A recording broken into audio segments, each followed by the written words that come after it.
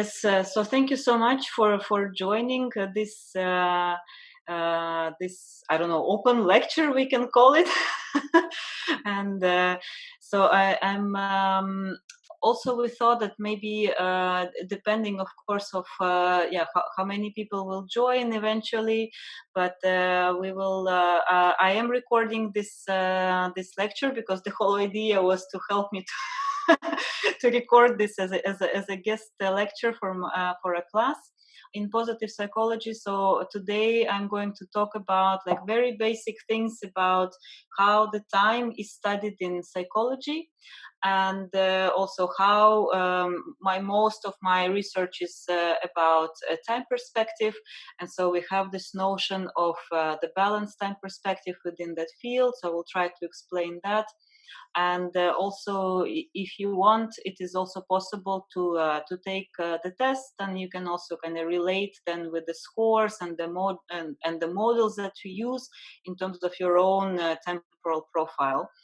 And I will talk also about the research that I was doing both in Russia and in Sweden, and maybe and we will see if there are questions. I think it's easier if we kind of like take them at the end. And I know that Amandeep has volunteered to kind of monitor the chat. So if you have some questions along the way, so feel free to post them in the chat, and we will kind of like try to go through them at the end, and we can also maybe open for live questions and answers session throughout, or like towards the end. And but otherwise, I think the idea is also like, because we are not sure how the network works, like to keep your microphones muted until we kind of like reopen, and then we can kind of like go one by one with it. And so I will try, because I also like, I'm very new to this technology, so I will share the screen and I hope it works. I don't know, and I have no idea what you see. but yeah, it's kind of like I'm using Prezi, and it seems like it doesn't really work with Zoom, because otherwise it's kind of like, yeah.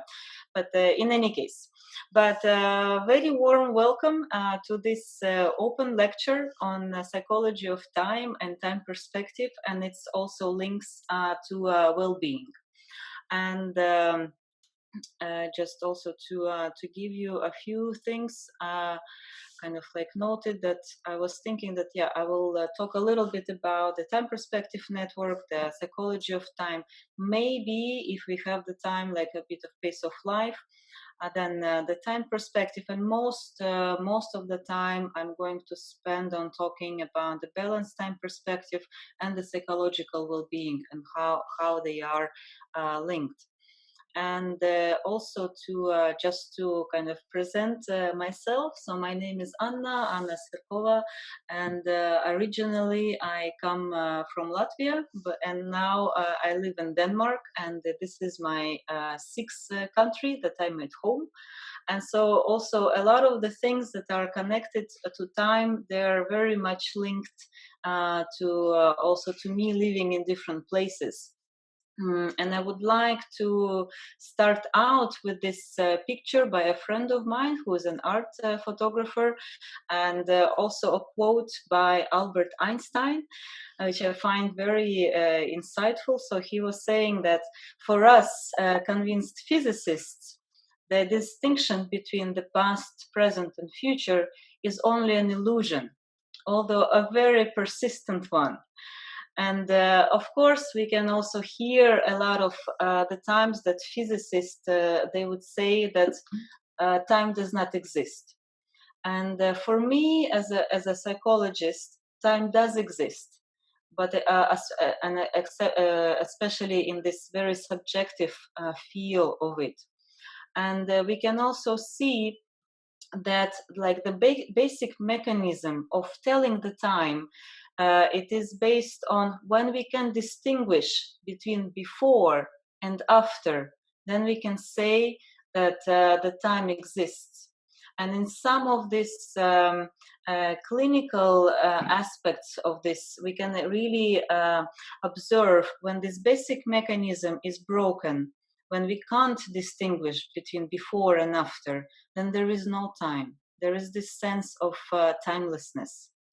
And so for me, it's very interesting to kind of to explore this notion of time. And also, I would like to say just a few anecdotes of how I got involved in this field. As I said before, I come from Riga, from Latvia, and Riga is not a very big place, so it's a comparable size of Copenhagen, and it's kind of like whenever, and then I moved during my studies. I moved to Moscow, and that is in a comparison a very large place. And there were a few things that were happening to me that I started to kind of pay attention to time. And one of them was that I started to use the subway, and we don't have subway in Riga. And so whenever I would travel the distance in Riga, I could always say, yeah, let's meet in a different particular place in the city, and I would know how much time it would take me to get there. And somehow I see this time through the distance I travel. And so when I was in Moscow on the contrast, I couldn't really tell how much time I spent inside the subway because I don't see the distance I'm going. So for me, it was quite also a mind-boggling sensation, because I really had to look at my watch in order to say, was I there for 15 minutes or was I there for 45? So this was kind of like, I think, first kind of notion that I picked up, and I got really interested in how does that work? Because overall, I think it took me about 2 years until I established some kind of other way of telling time when I don't see this distance, when I don't have those visual cues of the place that I'm going to. And another phenomena kind of very much related to this move to a bigger place was that also, again, like on the contrast, when I would be in Riga, I would really feel every day as a separate entity. It's kind of like the Monday would be a Monday, I would have a Tuesday, I would have a Wednesday. And so every day it felt like a separate thing. And on the contrast, when I was in Moscow, it was like Monday, Monday, Monday, Monday, Monday, and half a year was gone. And for me, it was like, what happened? Where did the time go? And this was something that really sparkled my interest in this. And because, of course, in Moscow, you can say, yeah, this is the time spending commuting. So for me, it was an average about 1 hour going one way, 1 hour to come back home. And then there was a lot of activities, and kind of like the rhythm was very different. But somehow even I picked up this pace kind of like of life of Moscow. So when I would go back to Riga, my friend really literally pulled me by the coat, because she's like, why are you running? So it's kind of like, it was very, very interesting, all of this kind of like transitions. But that's like what really sparkled my interest in this phenomena of time. And that's kind of like how I arrived at the topic. But I will tell you a couple of things in terms of how time is studied in psychology. And we can very, very broadly kind of like divide those things into two categories. So the time in psychology, it can be looked as an objective thing, or clock time, and it can be looked at as the subjective time. So it's like a very, very broad distinction. And also within those, we can also see also very broad two categories. So we can see that objective or clock time can be studied as like the dimension of mental functioning. So here we see that's more within the neuropsychology domain. And so you would see cognitive studies involving chronometry. And basically it's people are, for example, they are doing some simple cognitive tasks, and they are measured how far, how fast or how slow, like different uh, uh, processes taking place. And so this is like within the subjective or clock time. And otherwise, it can also be studied as a resource that we allocate. So here it's this the studies of time use or time budgets. Time management also kind of falls into this. So how much time do we have? So we have those 24 hours within the day. So how do we spend it? And then it's, of course, it varies across cultures, it varies across age groups, it varies across genders as well. And so there was quite some interesting studies there. And pace of life, which was studied by Robert Levine, kind of falls into this category in a way as well. And if you will have a bit of time, then I will tell a couple of things about his studies as well. And then there is the second group about the subjective time experiences. So also here we have like two broad categories. One of them is the subjective dimension. So the studies of time perception and the factors that affect it. And that we can also say, of course, that it's probably changed a lot during the isolation time. So that would be also something that is like maybe you notice the time more because there is no so much movement. You have to stay in one place, and maybe the time feels like an eternity. Or if you have kids and you're very much swamped with a lot of different activities within the same place, so then it's like it's actually feels that it's rushed. And otherwise this domain is studied, and I think it's very nice applications that are done within the field of waiting time. And of course, until very recently, we could have maybe observed it in terms of like what happens to us and our sense of time when we are waiting for something, when we are waiting for the bus to arrive, or if we were planning to to travel and we are in the airport and we arrive on time, but then suddenly it is announced that our flight is delayed, for 1 hour. What happens with this our sense of time? And within our time perspective network, we have a colleague. His name is Nicolas Fiolen, who is really actively working within this domain and doing very interesting interventions in terms of the waiting time in the public spaces and in connection to transportation. And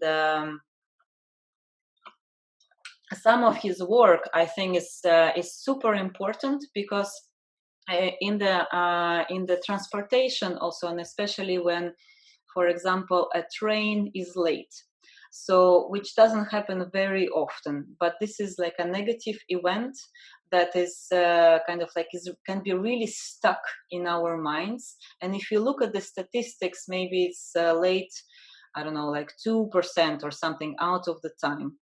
But somehow we have this idea, and that's if it happens to us, and if we are in a rush going to work, then we will get very upset.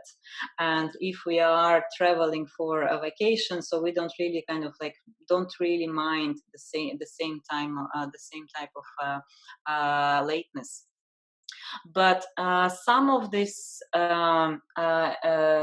trains being late, and especially like what Nicola has found out, that 1% of the trains is late due to what they call a human accident. But basically, it is when the people commit a suicide in front of the train. And they were looking into how does this place, the physical space, influencing this type of behavior. And so that was also very interesting in terms of that. Actually, if you, I don't really have a whiteboard here to draw some pictures, so I'll have to kind of like improvise. But most of the time, you have the train tracks kind of like situated like this, and then you have a bench which is situated like that. And so a person is sitting kind of like here and looking at the train tracks. And if they have a suicidal ideation, so maybe if the train is late, so then they kind of like this type of space is inviting them to jump in front of the train. And what they've done, and I think they were quite inspired also by the Japanese studies in this regards. So what they've done, they changed the waiting benches to put them in front of each other. So actually people see other people waiting and not the train tracks. And so this is something, I think it's very simple, but it's beautifully it can be beautifully applied in terms of how does this subjective feel of time, and when you wait, and also the space which is around you can really influence your behavior. And of course this domain is can be also studied as like the tests of the subjective minute and things, and some other things like this. And which I also find quite fascinating. But the other field in this subjective time is this we can see it as a context of our life, or the frame of our activity. And so that's where the studies of time perspective they come in front. And so I will give also a brief introduction to a time perspective theory here. And we can say, most of it has been inspired by Kurt Lewin, and I think I will also show some of his definitions. But basically, what is a time perspective or time orientation? So it's kind of like, it is a point of view that we are looking at our life. And if we kind of have this analogy that if we are looking at a building, for example, across the street, and we are somewhere in the, I don't know, third floor in the building, and we are looking at the building across, we see a particular perspective. If we are on the roof of the same building and we are looking at the building across the street, we will see the same building but a different perspective. And if we are standing or we are on the ground floor and we are looking at the building across, we see still the same building but a different perspective of it. So it's kind of the same type of analogy. We can see our life from a point of view of the past, present, or the future. So and we make this very subjective distinction. What is for us the past? What is for us the present? And what is the future? And under normal conditions, all of us have all of those three temporal domains, and we kind of navigate through them depending on a different situation. And sometimes we can become also a little bit biased and kind of looking at our life through the lens of a particular perspective, maybe too much based on the past, maybe too much based on the future, or maybe just too much being in the present moment. So that's kind of the basic premise of these ideas. And so I was, as I was saying before, there was this very prominent scholar in psychology. His name is Kurt Lewin, and basically also he was not the first one, but he studied and done some interesting theoretical kind of like explorations of this notion of time perspective. And what he was saying is that it is always a totality. So we always have all the past, the present, and the future kind of like present, and different things will kind of like become more evident in a particular time, or kind of became more having a particular weight, maybe. And kind of like springing fast forward, because also some people got really interested in studying this um, uh, orientation towards the future, because that's where it seemed like the motivation was kind of like having its home, and was kind of like very much linked to it. And so for quite a few decades, the notion of the present and the past were very much forgotten.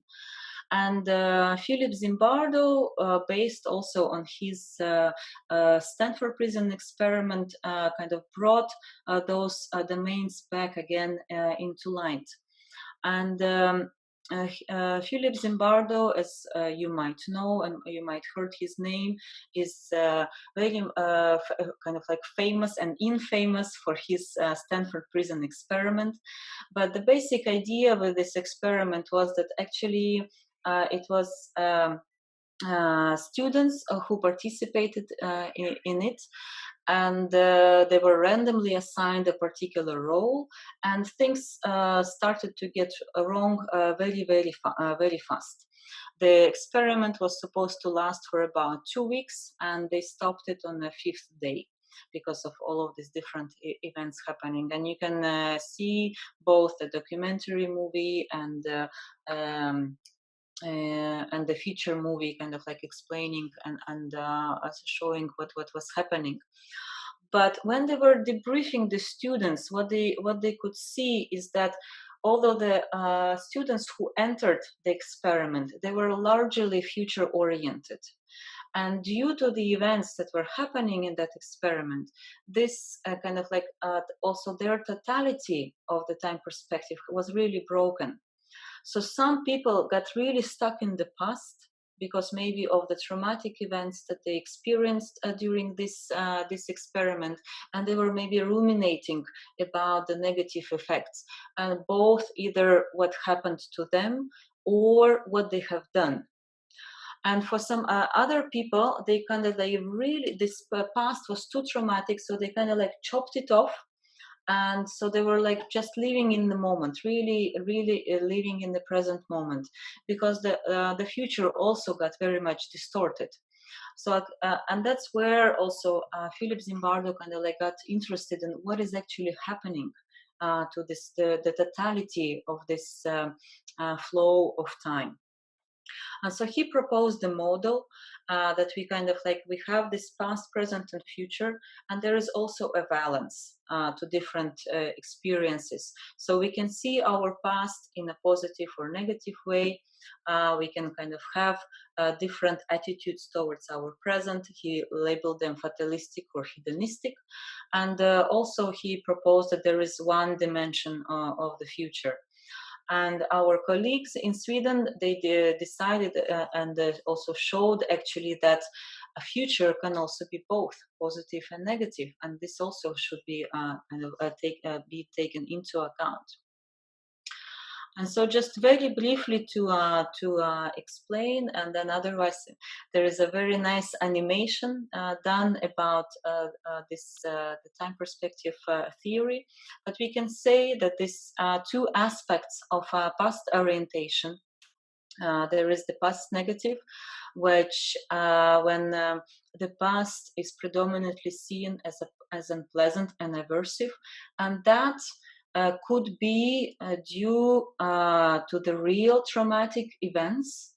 But sometimes we can also see that this can actually be due to neutral events which a person interprets in a negative way, and it has the same effect. And that was something very interesting, and especially for those of us who also work with people. Because then we can kind of like, we can transform some of those negative thoughts. And the past positive orientation That's where the past experiences or past times are seen in a nostalgic, rosy, and pleasant way. And in many cases, this is can be seen as a resource for people. And actually, in my practical work, in most of the times, I start in building up the past positive dimension or strengthening it. Because it's then it can help. It becomes like a base on which other things can kind of like develop. Because past negative dimension very much linked to post-traumatic stress disorder, and that's where people have a lot of also we've shown that they're a lot more depressive, and there is a lot more anxiety, and there can be also aggression linked to that dimension. And in past positive, it's more also about the self-esteem and a lot of other things. And so to kind of like to counteract, that's where this can happen. And also in terms of, if we go back to the same example of the Stanford Prison experiment, when people were like really stuck in the past, so there is no present, there is also no future. So this like the totality becomes very much distorted. And before you can build up the focus into the future, you really need to strengthen the past in a positive way. And then slowly it will kind of like extend itself into the present. And then slowly it will kind of like it show this also focus into the future as well.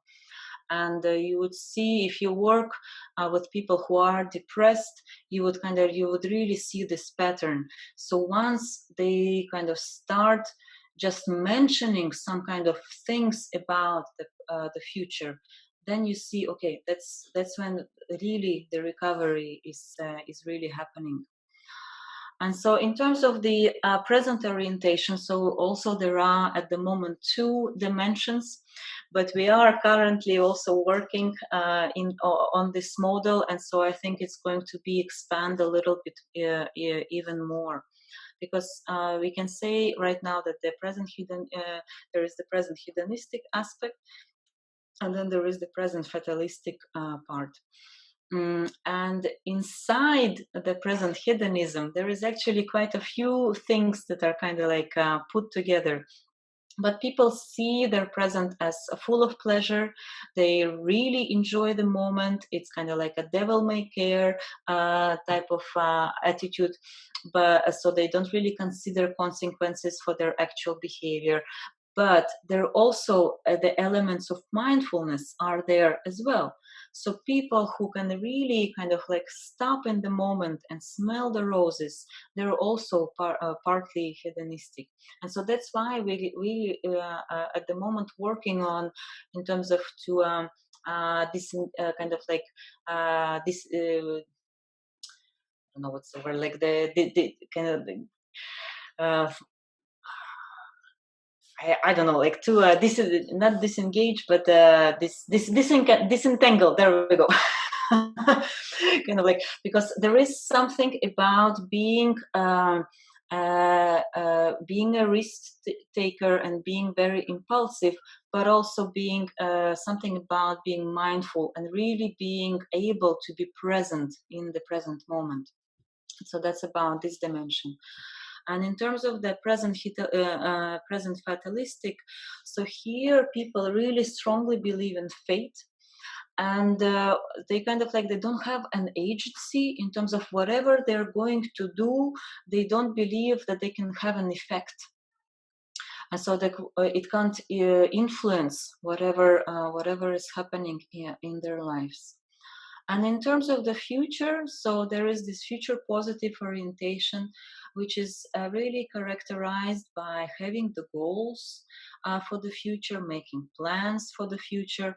And this conception is really coming from the US culture. So we're also kind of like debating, so what will be actually the future positive for some other contexts. So it's also under development at the time. But in any case, it's kind of like also having enough motivation actually to carry those plans out in life and realizing those goals.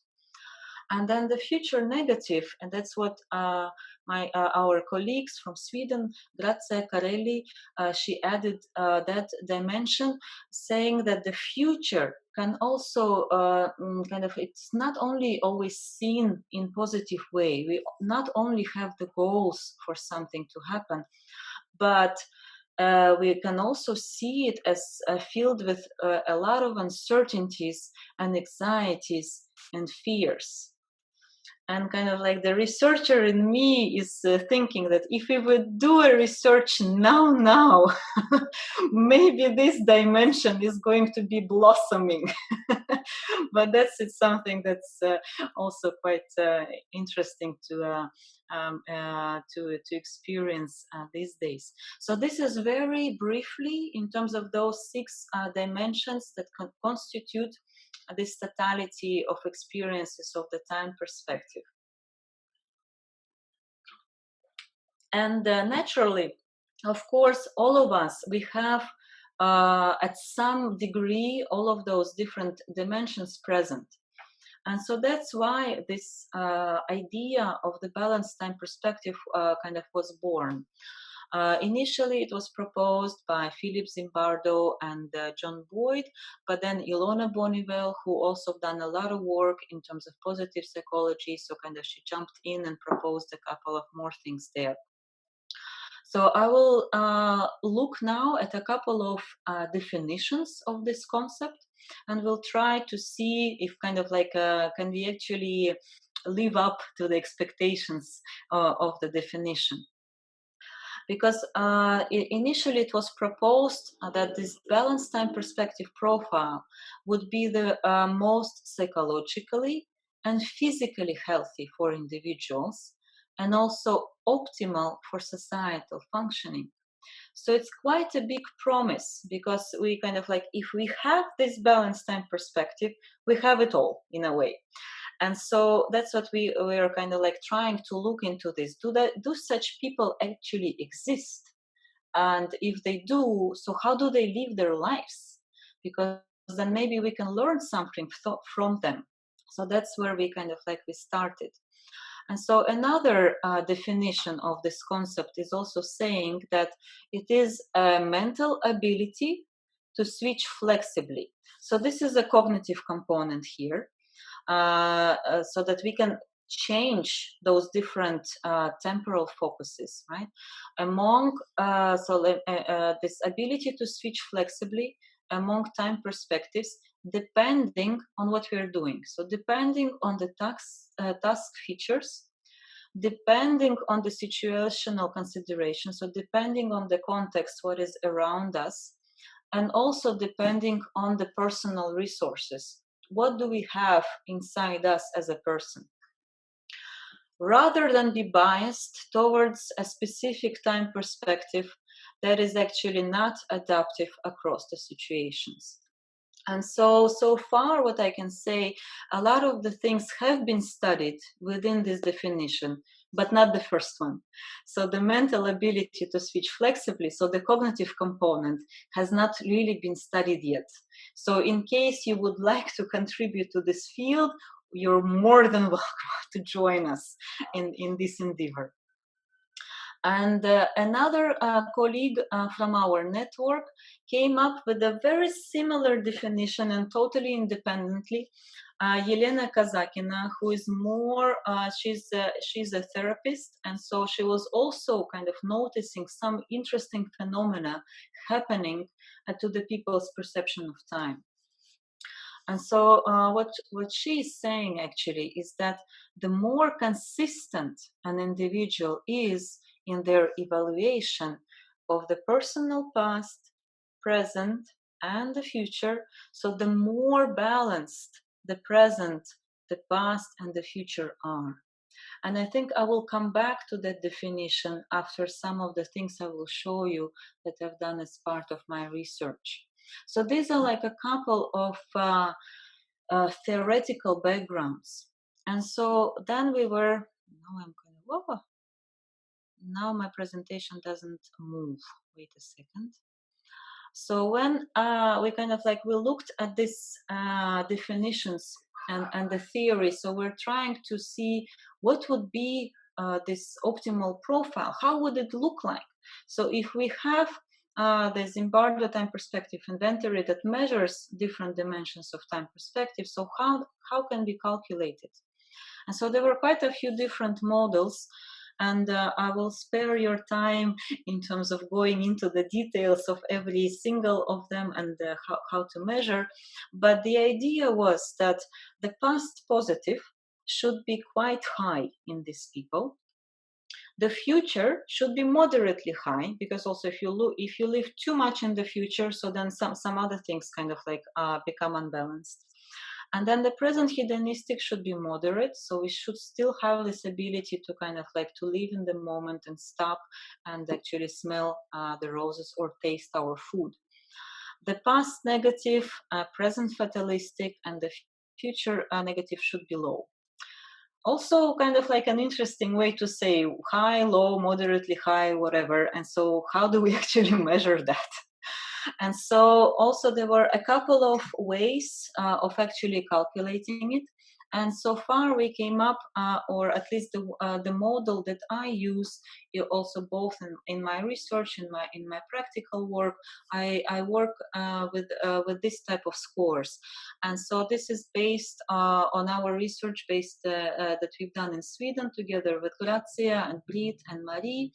And so basically we have a range of scores. So when you take the ZTPI test, which I can also give you the link, and if you would like to kind of like to test yourself and see where do you fall in this scores, you can also do that.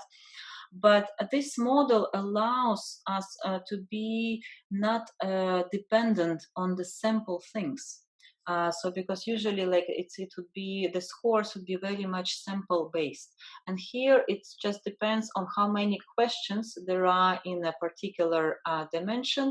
And so then you can kind of like see this model also allows to have us a level of balance, because maybe we have balance scores, for example, in 4 out of the 6 scales. Or the factors. And so then it's we can also, and especially in the practical work, it helps me to kind of like navigate in terms of where should I start, what is too much, what is too little, and what is fine. So where is the person's resource, I would say, kind of like that falls into this balanced scores. And then I would kind of like work with the rest. So this is the model that I use, and there are quite a few other models around, which you can also find in the literature. And otherwise, you can also ask me, and I will provide you with all of the resources for that. And in the next part, what I would like to do is kind of like, I will summarize what does it actually mean to have a balanced time perspective. So we kind of like know a little bit in terms of how we are orienting ourselves in terms of time, but what else it is connected to. And also I will give some ideas in terms of who those people are. And what we've seen so far, so the people who have a balanced time perspective profile, they are more subjectively happy. They are also more mindful, and they are very optimistic, and they are confident in their abilities to achieve the goals. And so that's also been kind of what I put here is not really depending on what type of a calculation we apply for the balanced time perspective. So these are kind of like consistent and recurring results. And of course, in terms of people being more subjectively happy, we can discuss it, at length. And I think this is by far my most favorite definition of what is happiness. So happiness is one thing to one person and another thing to another person. And so that's, I think it holds true across a variety of of different contexts as well. And maybe I will come back to this a little bit. But other research that we've done, and so that's the one I have conducted in Russia. What we see is that people who have the balanced time perspective profile, they have the higher well-being, they have this sense of direction and beliefs that give their life purpose. They're also more resilient to stress, or we can say that they have hardiness, and they're also more satisfied with their lives. Right? And it doesn't move again. Try next. And also the summary of our results that we obtained in Sweden, we can see there are people who have this profile, they're very much conscious about the now, and they also experience this extended present, and they have this mindfulness about the present. They have something very interesting we observed. It's called we named it a synchronicity between the present and the past, and then between the present and the future. And also what we've seen, they have a longer future horizon, and they actually kind of think in terms of generations to come, even if they don't have their own kids. So they they think at much longer temporal horizons, and they have a sense of continuity. So there is this congruence between their life goals and their life activities, and I will illustrate in terms of how does it work. But this is just also to list those different characteristics that these people have. And I will show you. So in our Russian study, just to give you an idea of who those people were with this type of profile. So in our sample, we actually seen quite a few number of people with this profile. So it was only 7%, mostly female, but also some males as well. And it was quite rather diverse age group, but most of them were younger than 30. But you can still see that it is it's not a particular age group, so it is different people that can have this profile. And another thing was that also in terms of the family status, you can also see that it is were people of different family status that who had this profile. And for us, the very interesting case was the widow or the widower in our that particular sample, because here what we see is that that person, of course, experienced a very traumatic event in their lives, and so they lost their spouse, but they still managed to have this balanced time perspective profile. So we see it as very much linked to the post-traumatic growth notion that is very much studied also in positive psychology. And otherwise, also we looked at the level of education and also if what is their occupation, and also both. It's it's a little bit all over the place, which also kind of gives us hope in terms of that everybody potentially can have it. And so that's why for me it was very interesting to actually to study it in terms of who are those people and how they live their lives, and how we can learn from them in terms of how we can achieve it as well.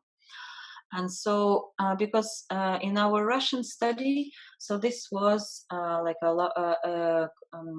cross-sectional study, and there was a lot of people, and so there was things that we they filled out different questionnaires, and so it was more of a correlational based.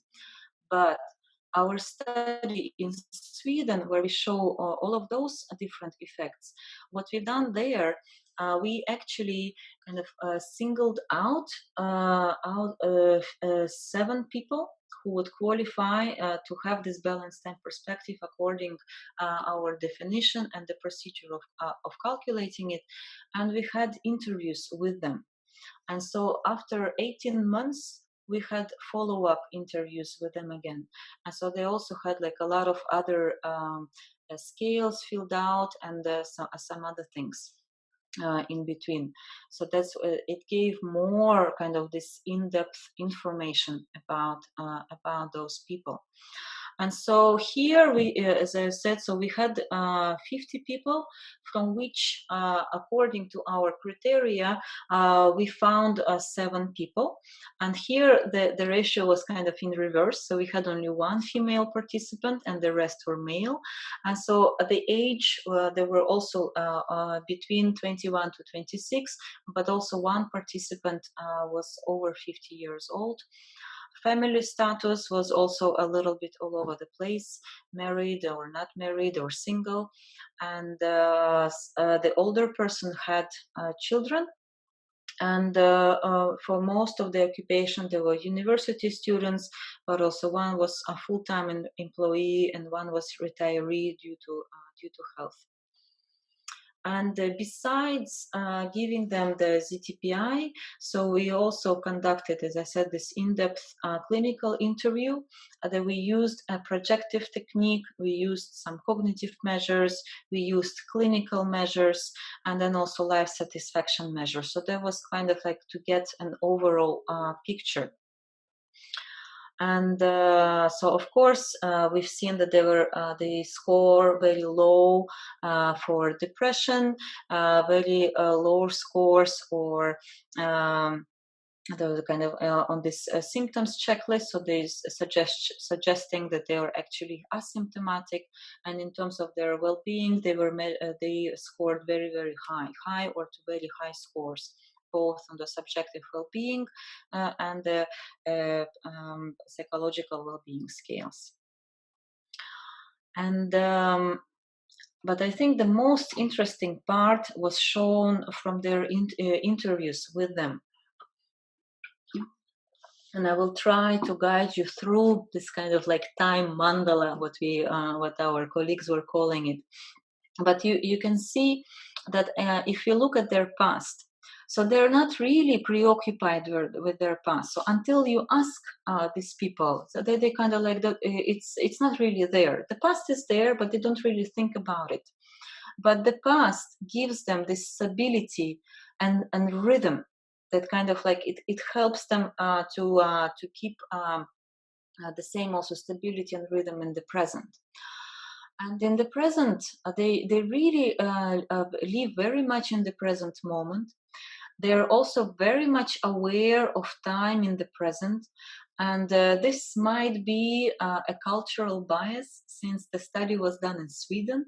And so people in Sweden, as well as in Denmark, they're kind of very particular about time. But what was also very interesting is that they were reflecting over their own time perspective and this notion of time of other people. And they are not aware about the time perspective theory, but they somehow kind of have the same feeling about it. And they take the time very seriously. But what was also very interesting to see that they have a balance between the planned and unplanned time. So there are those pockets of time when some kind of spontaneous events can happen for them. And also they look to their own space and also enjoy it. And so this is very much linked to being alone, and also having those, again, like pockets of time to reflect on where am I now, where am I going. And so kind of like having this, am I more like reactive to what is happening around me, or am I actually responding to what is happening? And so that is we thought was very, very interesting to see. And so actually some of those associations from the present moment, they are very much connected to the past.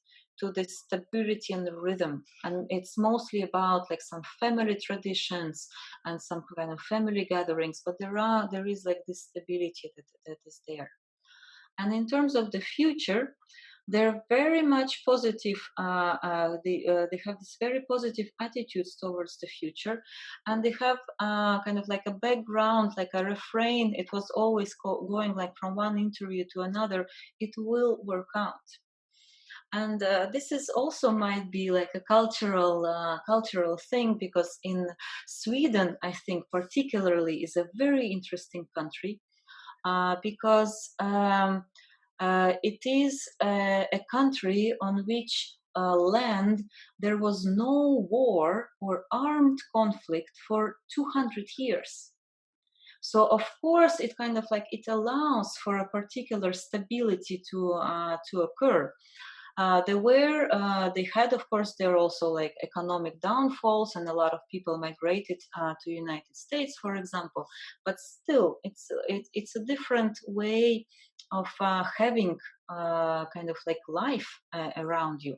And then they build up a particular society that allows for support.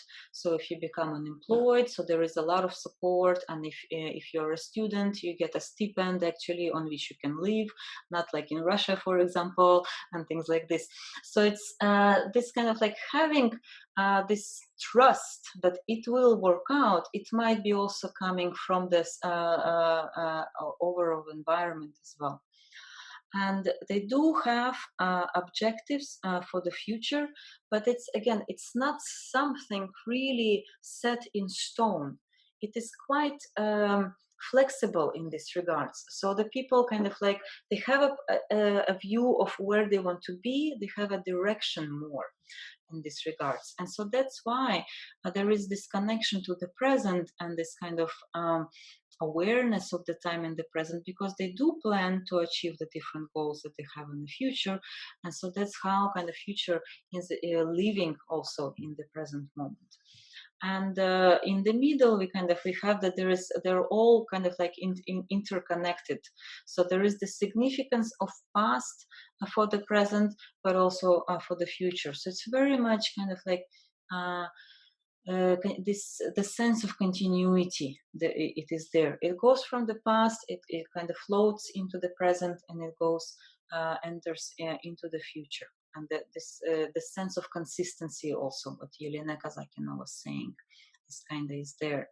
And it's just to give you also a bit of an example in terms of, so this is from the World Values Survey by Engelhardt, and kind of just to illustrate, because although I'm originally from Latvia, but I lived 8 years in Moscow in Russia, and so that was also for me quite an interesting journey.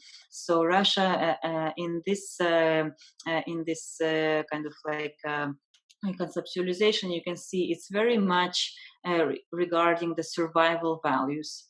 And then I came to Sweden, which is all about the self-expression values. And so for me, it really felt like at least the first year that I'm living in a different planet, because like coming from Moscow, when you couldn't really know what is going to happen tomorrow, kind of the reality that we're having it right now, in which I lived for 8 years. So then you come to Sweden when everything is planned, and people plan their vacation for the next year. So for me, it felt really bizarre in the beginning. But it's kind of like, we can also see that depending on what is your background, like this experience is also like of the past, present, and future. They can kind of also shift. And for me, this all of this situation that is unfolding now, it's like a deja vu. It's kind of like I've been there. I didn't like that movie the first time I've seen it, and I don't really like it now. But it's kind of like an interesting experience overall. But that's also something to consider, and think also in terms of the balance time perspective, because maybe the composition will be different for country to country, depending on some other factors that play a role here. So I don't think, and I don't believe that one recipe fits all. And that's what also we are kind of looking into this right now, also together with Evgeny Osin and some other researchers. And my thing doesn't move again. Sorry. But this is kind of like to bring it back. So we've seen that they're very much conscious about the now. They experience this extended present. There is this sense of mindfulness. There is this sense of synchronicity between different components, the past, present, and the future. And in terms of the longer future horizon, was especially interesting, because usually in terms of the sustainability behaviors, what we see that people start more so to act sustainably once they get kids. And so in terms of our sample, here we had only one person who had kids and everybody else not yet. And so they already had this longer future horizon. And so this is something that I'm very much interested now in this my present project that I'm doing on futurization of thinking and behavior, in terms of how can we conceptualize those longer future horizons, and in a way that they are not too daunting, that they are not too scary, so that I can actually act upon them. And that's, I think, where I was with this kind of like summary of this different research that I've done. And so we can say, and this doesn't show again, there we go. Oh, yeah. So we can kind of like summarize in terms of this balanced time perspective that this is kind of like a mindful meta-awareness of time orientation, and it is related both like to personal and collective well-being. And individuals with the balanced time perspective, they actually feel more connected to the overall developments that evolve in the world. And so that is something that, so if kind of like if you are happy, then somehow you make others happy around you, and you are more connected and you are more empathetic also. So that is kind of like what we've seen. And then of course this kind of like the sustainability, it emerges very naturally there. And so they really appreciate what the past has provided for them, and they are more aware of the present moment. They feel more connected to nature, and they're also more conscious of their everyday actions and decisions and how those influence the future. So that's kind of like a summary of what I had to say. And I can talk more. Of course, there are more things that we've done, but I think we can open now for questions. And do I do this? Okay, there we go. Yes. Oh, I see there are like a lot of different things happening, but I don't know if how do we do this? Yes, I don't know if Amandeep, if you're still here. Yes, I'm here. There are 3 questions. I can read one by one. Should I? Sure. Yeah. So the first question is from Maina. You mentioned how culture and surrounding change perception of time. But what about age? Age, yes. Age also, of course, matters, and this is actually going to be another topic for me to talk next week. I'm going to talk about the developmental issues connected to time perspective. So also, if you're interested to know more, I will send more details, and maybe I will need also again help to to record the class, because I've done some research also back in Russia, when we had people from like 14 to over 80 years old, and then we looked at like what is actually happening to their time perspective throughout the age. As far as I know, there are not so many longitudinal studies done yet. I think our colleagues in Japan and China have attempted to do so, but also I don't have the results out of my head. But what I can say, that what at least we've seen the pattern that 12 o'clock. across the age, kind of like the present hedonistic dimension really goes down. And that's kind of also like some things related like to positive aging. But all of the other dimensions, they are really different, kind of like from culture to culture, Okay. depending on the age. Yeah. We have next question, which says, "Can you please name the person, probably, who divided the future perspective into positive and negative?" Yes, so the future perspective was divided by Grazia Carelli from Umeå University, and so yeah, we had like a couple of publications on that. So they proposed this dimension in Swedish, and I believe it was translated. Maybe it was in Polish. We try now to make it also in Russian, and I've seen it also in a couple of other languages as well. And I can write the name in the chat. Grazia Carelli. Nice. All right. And we have another question from Mina. How is a positive or negative time perspective different from optimism and pessimism? So the optimism, in general, it's very much about the future. So when you're optimistic and when you have the hope, it's all about kind of like having something that is linked to the future. And in terms of the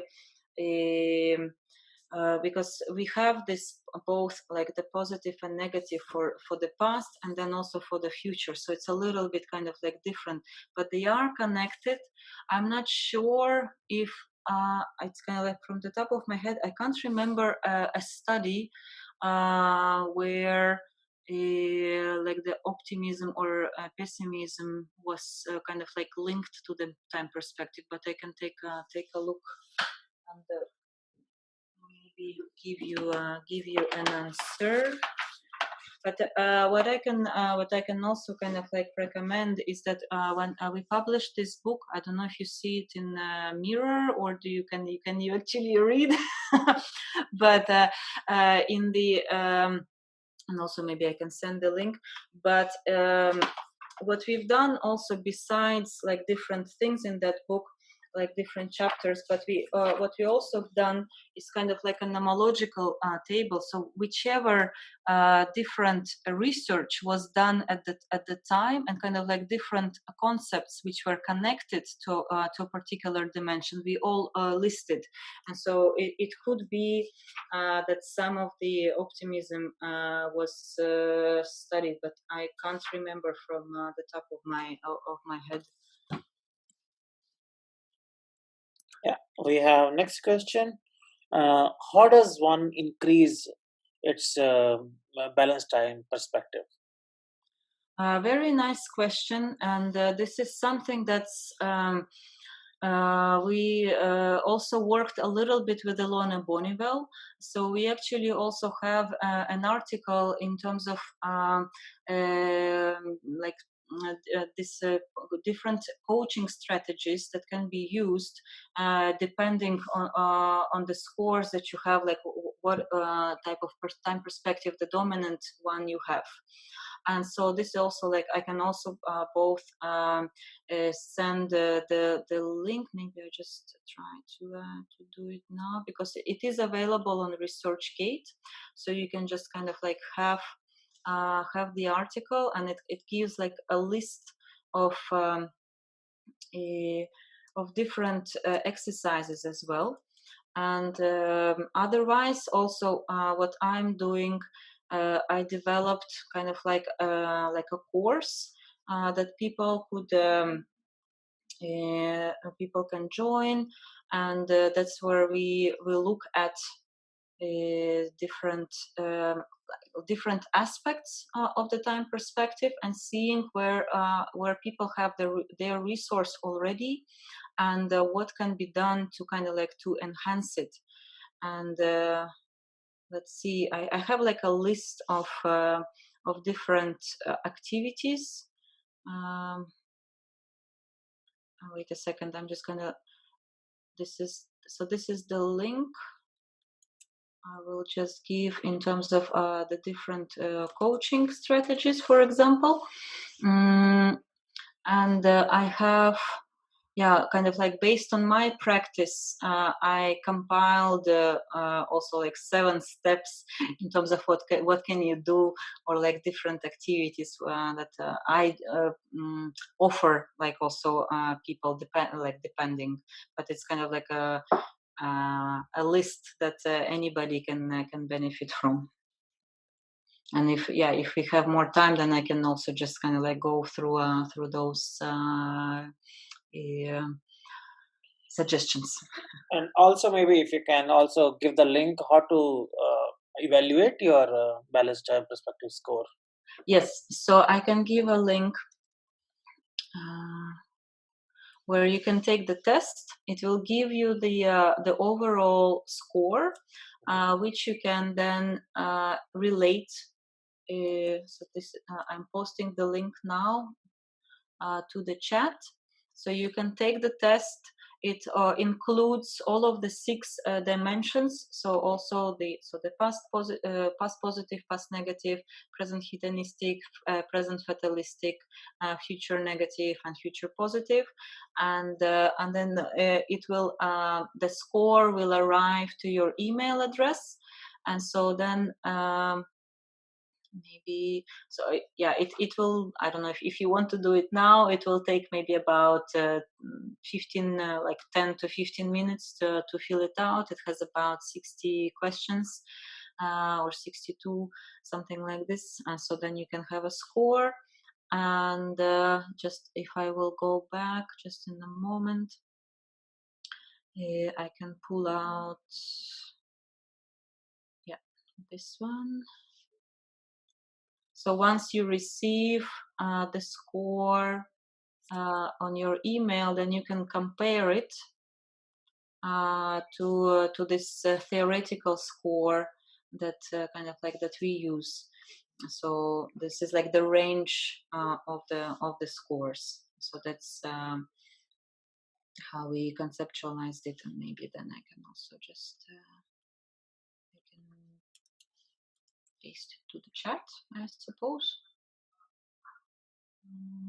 How do I do this? How do I find chat in this thing? Okay, sorry. There.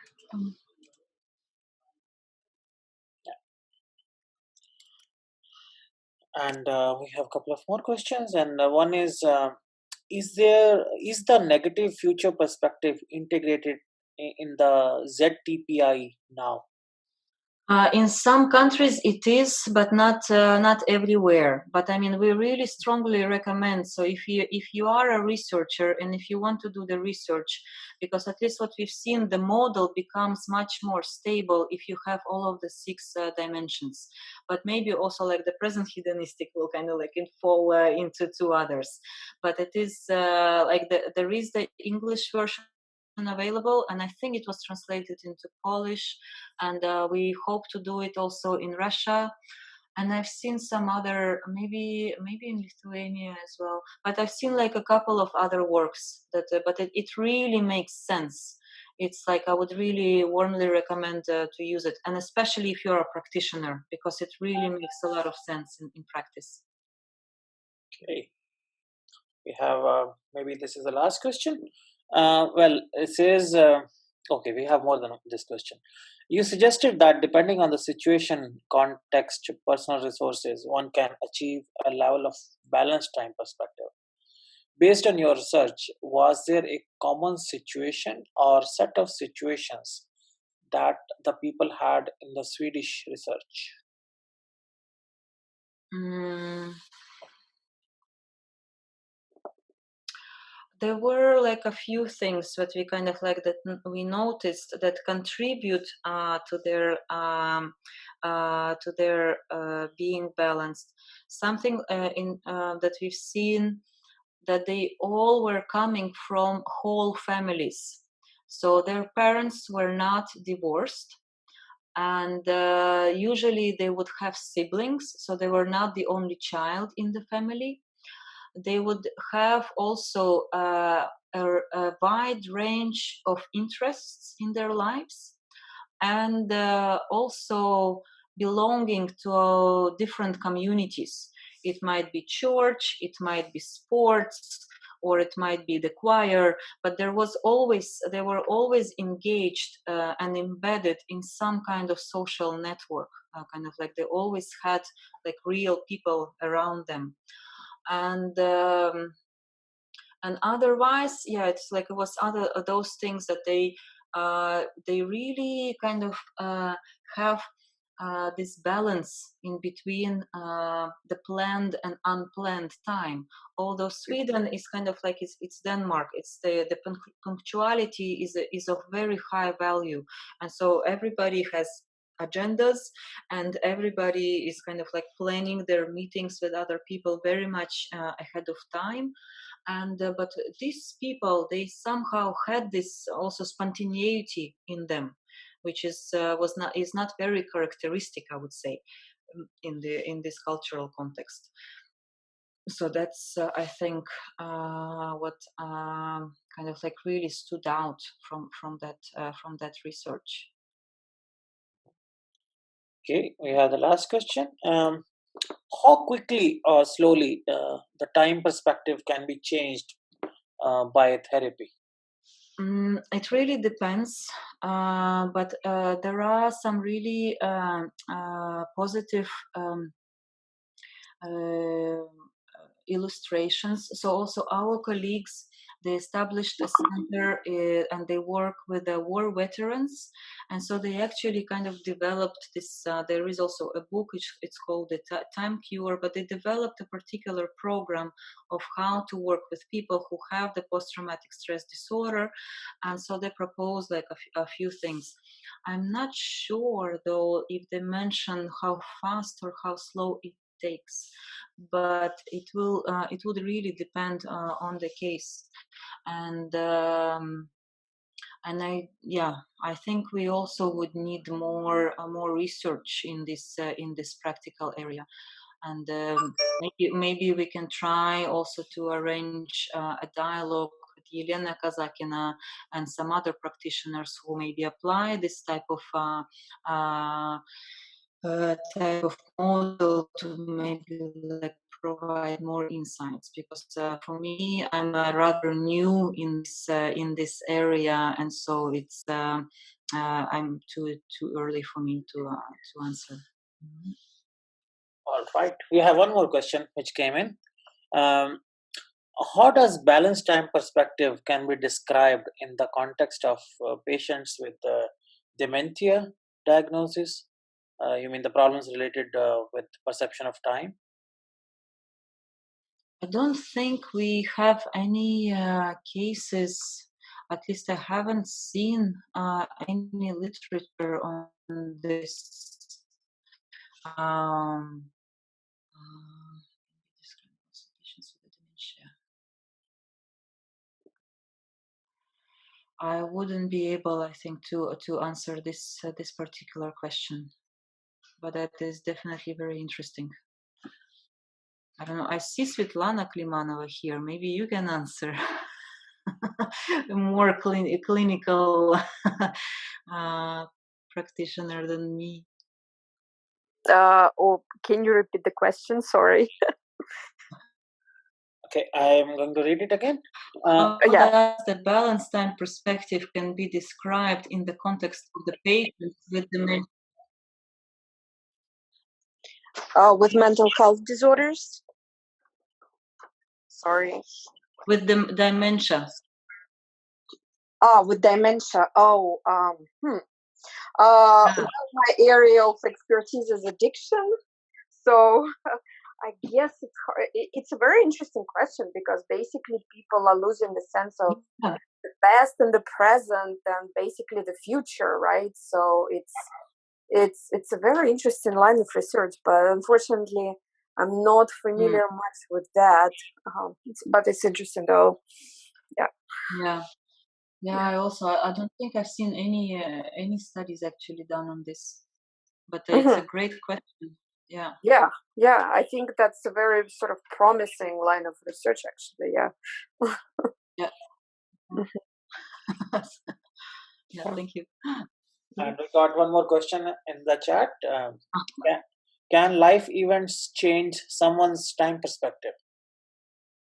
Yes, and that's also what we've seen in our Swedish study, and so that's why I really recommend to use the level of balance model, because there what we've seen in our study that some people would have, for example, 5 out of 6 scale which are kind of like balanced, and so we interviewed them 18 months later and to see if they were actually having some kind of significant life events during that time and what was happening. And so for some people, even though there were some very significant events happening, the level of balance would stay the same or it would actually increase. And for one person in our sample, it actually decreased this level of balance. I think it was maybe 5 out of 6 and it became 4 out of 6. And so this is also quite interesting because we still kind of not really sure if the time perspective is that a trait or a state, because we see that it can really kind of like change depending on different events. And that's kind of like also this my example of living in Moscow and then moving to Sweden, also living this under constant uncertainty. You kind of like you can't really have a very long future time perspective. It's very short, and once kind of like there is stability and you know, okay, like your paycheck definitely is going to arrive next month, and so that's kind of creates for kind of I can actually plan for longer things. So it does vary depending on the conditions. And what we also see in terms of the financial crises, for example, we also done research after the crisis of 2008, and also some other colleagues done research and there was this financial crisis of 1998 in Russia, when it was like the ruble kind of like went completely crazy from overnight, from like it was $1 was 6 rubles and it became 24, and then between I think was what like within 3 months it was like 80% of uh, of inflation. Of course, there in such conditions, having long-term plans are not adaptable at all. So you kind of your time perspective shrinks as a result of these events, and it can be also of course not only these macro events which are happening around you, but something that is happening your personal events. That is also a very interesting discussion actually. What qualifies to be an event? And that's something that we are I am teaching a course on psychology of endings, and we are kind of like really discussing this notion of event now, also in terms of connecting it to the pandemic, but also in some other contexts. But this uh, subjective event can also create different type of time perspective. And that's why I was saying that some people can have a very high score on the past negative scale, for example, not to do some actual traumatic events, but it can be a neutral event that they interpret in a negative way. And so this it still makes a difference. But for us as practitioners, that's where we can work with. We can work with those subjective interpretations of events and what is the value and how we can kind of like navigate through it. But what in any case what we see, that if a person has some kind of stable constellation of those time perspective factors. And then if there is event happenings that is jeopardizing this stability, it might become kind of like a different, like as a reaction due to those events. But then once the situation is resolved, it can go back to the subjective normal. So it kind of like it goes a little bit back and forward. But the significant events, they can change for sure. Yes, I think that's the end of the question, unless somebody's speaking now. May I add a little bit from the clinical perspective? Sure. Okay. Lovely. Yeah, well, that's my thing, yeah. I mean, if we talk about events like psychological trauma or the onset, the development of addiction, it definitely changes time perspective. We do have research available right now that shows that people with addictions, and I do believe there are lots of studies on PTSD. Actually, the time perspective therapy was developed for people with PTSD. So it kind of those types of events that affect mental health, that do definitely affect time perspective and how the person views their future and their present and past. So yeah, sorry. Yeah, thank you very much. So Svetlana Sure. Klimanova, she's from St. Petersburg. Yes, Your contact. Yeah, thank you. Mhm. Yeah, we have end of questions. Thank you, Anna. Thank you, everyone. I don't know if any questions, any comments. Just thank you so much. That was really interesting to see through again. Thank you for coming. It's so nice, and also like to see some of the familiar faces and the known names. It's really, really nice.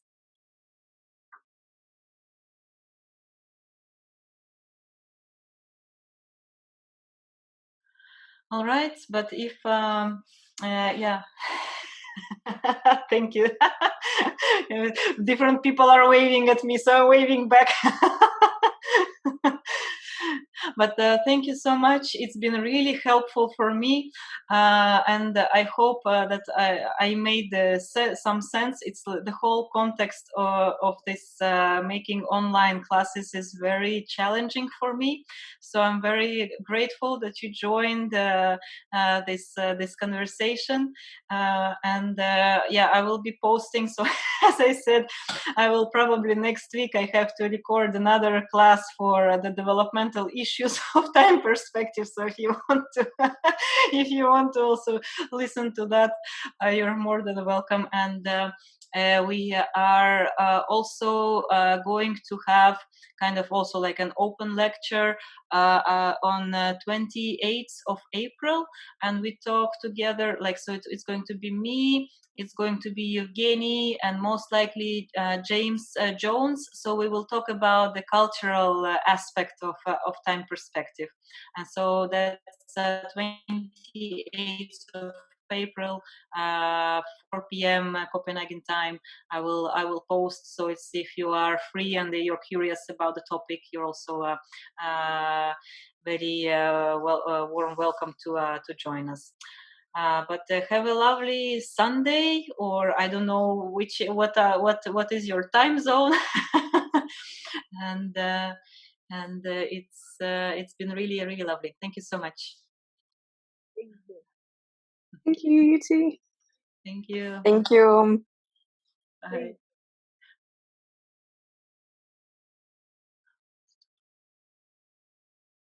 Bye.